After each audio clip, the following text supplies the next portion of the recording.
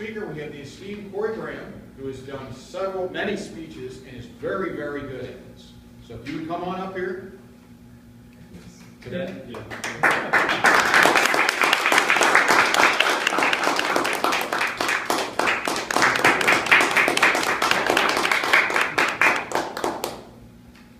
Fellow Toastmasters and guests, good evening. Good evening. How are we doing? Right. I cannot believe it. This is my 10th speech. Woo!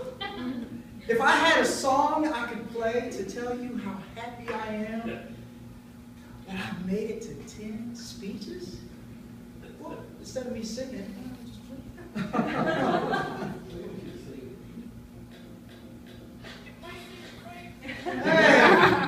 you know a little bit about that, right? That's one of my favorite songs, Happy. And it really talks about how excited I am to be able to come up and share with you my 10th speech. Before I go into my speech, I first want to thank you all for taking the time to listen to me, to provide for me feedback. Those of you that have evaluated my speeches and provided so much support, so much encouragement, and great feedback. Let me be specific. I love feedback, and let me be honest, I am my worst critic.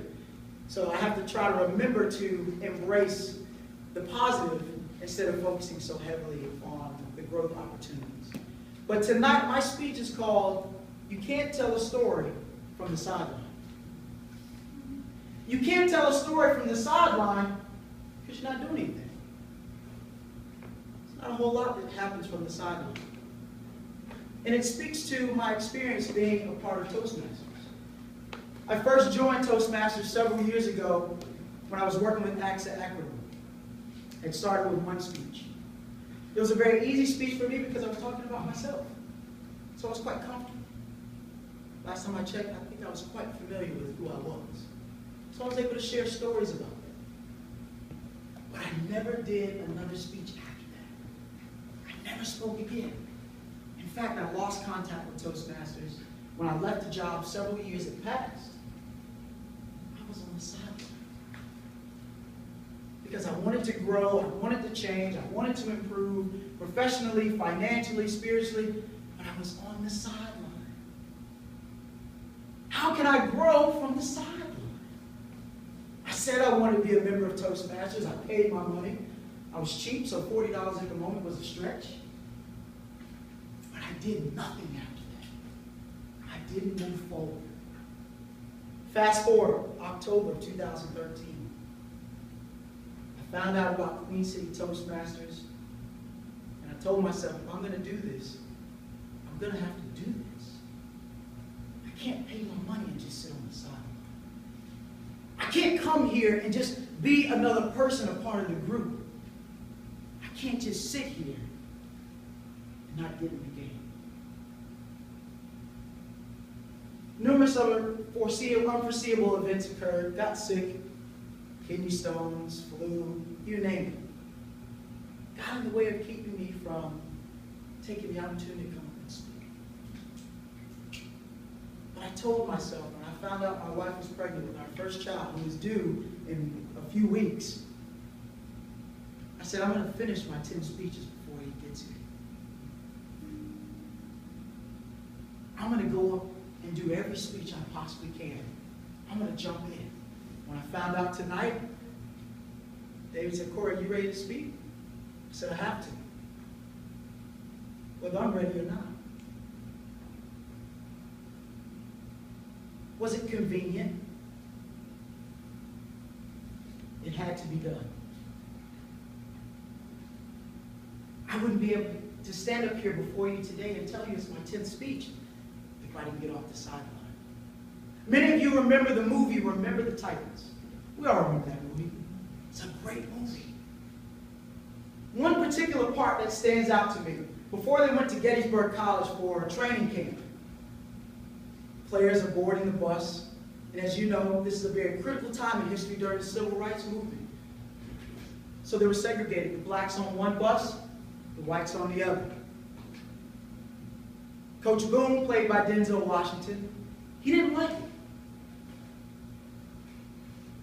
He got on one bus, said everybody off the bus. went to the other bus with all the white players and told them, everybody get off the bus. And so what he decided to do, he integrated the players. He made the offensive players on one bus, while the defensive players were to travel to the college where they were going to perform or conduct their training on the other. And I read a historical account about the movie when they interviewed the actual coach. He said, I wanted to force change upon them because I wanted them to get to know each other's culture. I wanted them to get to know their background. I believe Coach Boone was fed up. Anybody in here ever been sick and tired or sick and tired? Everyone in here said, I'm fed up. I'm fed up with something. I can't take it anymore. I'm tired of this. But what does your action look like after that? Coach Boone was fed up. Coach Boone couldn't take it anymore. And so he did something. If you say you're fed up and you're sick and tired of being sick and tired, and if your actions don't match, are you really sick and tired of being sick and tired?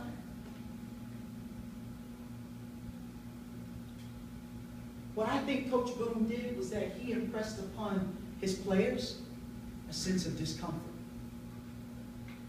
But those boys today, those men today, wouldn't be able to tell a story about a victorious season, a life-changing experience, if they didn't get off the sideline.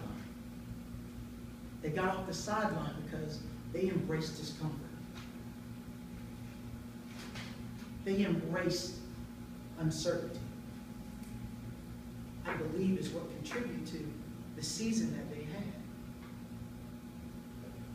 When I joined Toastmasters, I told myself, week in and week out, I'm going to sign up. I'm going to speak. And again, I appreciate the feedback. It's been, Corey, you're a great speaker. Corey, I love listening to you speak, but I'm terrified every week I get up here. You may not see it. Behind the smile, which I hope I brushed my teeth right. Behind the smile, a little bit right here. Behind the smile, I'm terrified. I'm freaking out on the inside. But I couldn't come up here and tell you this story. I couldn't come up here and celebrate my 10th speech if I didn't embrace discomfort. If I didn't get off the sideline. If I didn't make a decision. Because why? I'm sick and tired of being sick and tired.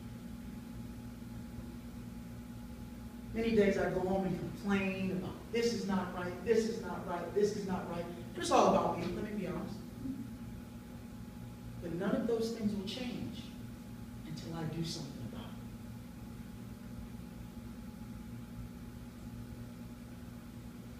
Get off the bus. Embrace your discomfort. The time is now to do it. There is no time of convenience.